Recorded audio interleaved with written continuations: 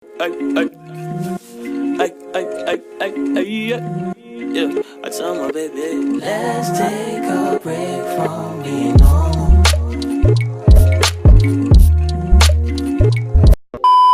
Hi guys! So welcome back to my channel. So for today's video, mag-haul lang ako pero mabilisang haul lang ito.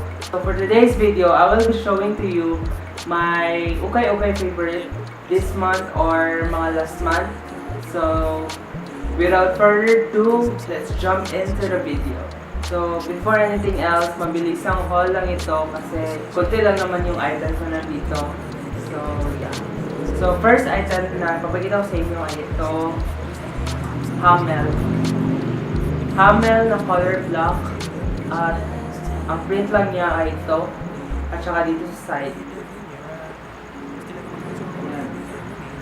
And then, sa likod, meron din nakasulat dito na Helly Hansen. Ang once ko pa lang itong nasuot guys. So, ito din yung favorite ko kasi black, then minimal lang din yung design. So, ito yung first item. Next is itong Hamel na color white. What I like about this shirt is yung side na design niya dito. Ito. At saka yung print na nakasulat dito. Pati din yung dito sa side. Same lang sa left side. At may minimal lang siya na sulat na Hamel. And maganda din ang tela niya guys. Hindi masyado mainit kapag sinusuot. Then sa likod din may Hamel na nakasulat. Ito yung second item na favorite ko. So, for your information, nabili ko ito siya sa UKAY-UKAY doon pa rin sa Bakherohan. And ang price range niya kay mga nasa 20 pesos to 35 pesos. So, next item is itong one piece na shirt from Uniqlo. Yeah, from Uniqlo. One piece na shirt. So, pinili ko lang to kasi pwede ko siyang gamitin pang bahay. And nasuot ko din to once, yung nagukay din ako. And then, hindi siya mainit suotin. So, that's what I like about this shirt. And then, one piece lang na print ang nasulat dito. So, hindi naman ako anime na fan, but yeah, binili ko pa rin siya. The next item is itong color black naman na shirt from, hindi pala siya black, parang dark blue. And nasulat lang dito, Kenji's from Real. And dito din sa side. So, binili ko to na shirt kasi I like Japanese food and I like ramen. So, yeah. Then, next is another black shirt from Fila. So, ang size nito ay medyo malaki sa akin. But, I also like this kasi yung tela niya hindi masyado mainit. Mostly ng mga shirt na papakita ko sa inyo ay comfy suotin. And minimal lang din yung design. Dito lang sa front ang design. Yan, feel lang.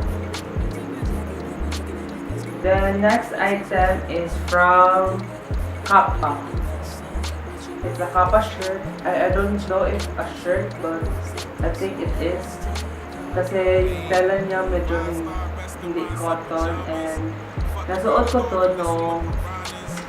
nung last day, ay nasuot ko to nung senior high school day. So kung napanood niyo yun, so ito yung sinuot ko. So it's a Kappa shirt. Then ito lang yung design niya sa front, yung Kappa na logo. And may sulat din na Kappa. And meron din sa side na Kappa na logo. So binili ko to kasi gusto ko yung design at saka yung color niya. Yeah. And next is another Kappa shirt but in a blue color. Yeah. Kappa.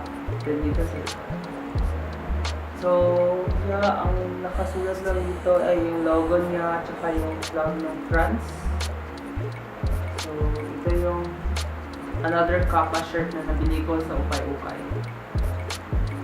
So, all in all, yun lang yung mga shirt na favorite ko at this month. Maybe meron pa next month or sa susunod.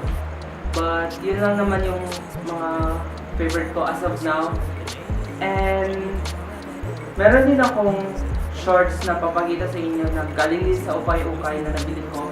And ito din yung mga favorite ko na shorts na nabili ko sa UKAY-UKAY. So, papakita ko na lang sa inyo. So, ang first na favorite ko ay itong Adidas na shorts. Adidas shorts. And medyo comfy to siya suotin. Then, tama lang din yung fit sa akin. Kaya binili ko lang to. Ang downfall lang ng short nito ay yung parang yung tela niya dito medyo napupunit na or something. Nag-show off na yung mga basta may madumi na dito sa side, pero okay pa naman din siya. And maganda pa din siya suotin. Ito yung Adidas na shorts. Next is itong A6 na shorts. So basically, itong dalawa na A6 na shorts ay palagi ko nga sinusuot kasi hindi ko alam, confident siya suotin din. Gusto ko din yung print kasi minimal lang at saka black. So ito yung second A6 na shorts. Maganda yung fit niya dito. So yun ang gusto ko sa short na to. Then yun lang. Ito lang yung design niya. And then next is another A6 na short. Pero mas malaki yung nakasulat na design dito.